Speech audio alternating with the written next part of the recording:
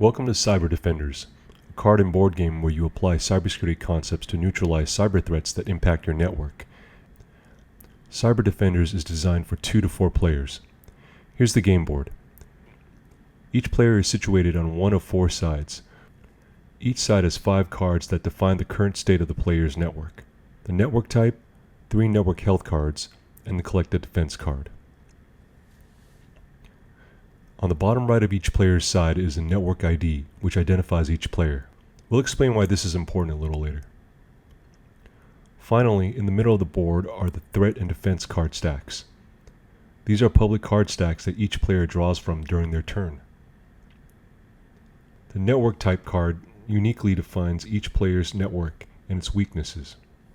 For example, an EDU network is typically a college or university network and is especially vulnerable to social engineering attacks. Each player is randomly dealt a network type card at the start of each game session. This color code on the left side of the card lets you quickly know if the threat card drawn directly impacts the network. With each turn, the player draws 1 threat card. Threat cards deplete the player's network of 1 health card if left unneutralized. Threat cards can only be neutralized by a matching defense card. Each player is dealt 5 initial defense cards and can draw a defense card with each turn. If a player uses a defense card to neutralize a threat, both cards are removed from the board, and the player gets to draw a new defense card before the turn advances to the next player. Players are dealt 3 network health cards at the start of each game. Each health card is 1 unit of health, and is depleted every time a threat cannot be neutralized with the available defenses. Health cards can't be replenished, and once a player loses all of their health cards, they are removed from the game. Finally, collected defense cards are special cards that the players can use during their turn to trade defense cards with another player. Each collected defense card is uniquely matched to each player's network ID. You may have noticed that the colored tiles on the network defense and threat cards are actually QR codes.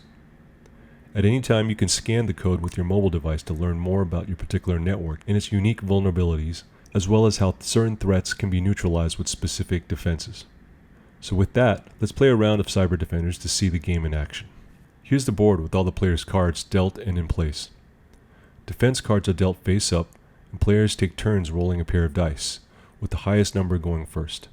Turns can be taken either clockwise or counterclockwise. During their turn, the player draws a threat card from the public threat card stack in the center. If the threat card's color matches their network type's color, the player must immediately neutralize the threat with the same color-coded defense card. If they don't have a defense card of the same color, they lose 1 network health card. Remember, they can also use their collaborative defense card to trade one of their defense cards with another player, if another player is willing.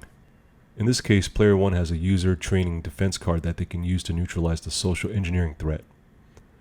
Once the threat is neutralized, they can draw a new defense card, and then it's the next player's turn. Let's see how the next player does on their turn to get a better sense of the possible game plays. In this player's case, the social engineering threat card is a different color than that of their retail network type card, so it's not an immediate threat to their network. However, they also do not have a defense card to neutralize this threat, so they must accumulate this threat on their network.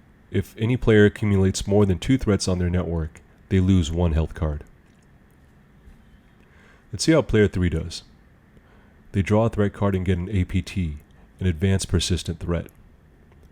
Unfortunately, this threat matches their network type, and they don't have a matching defense card.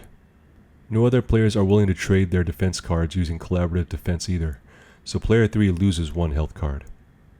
The game continues until 1 player is left on the board with any remaining health cards, winning the game.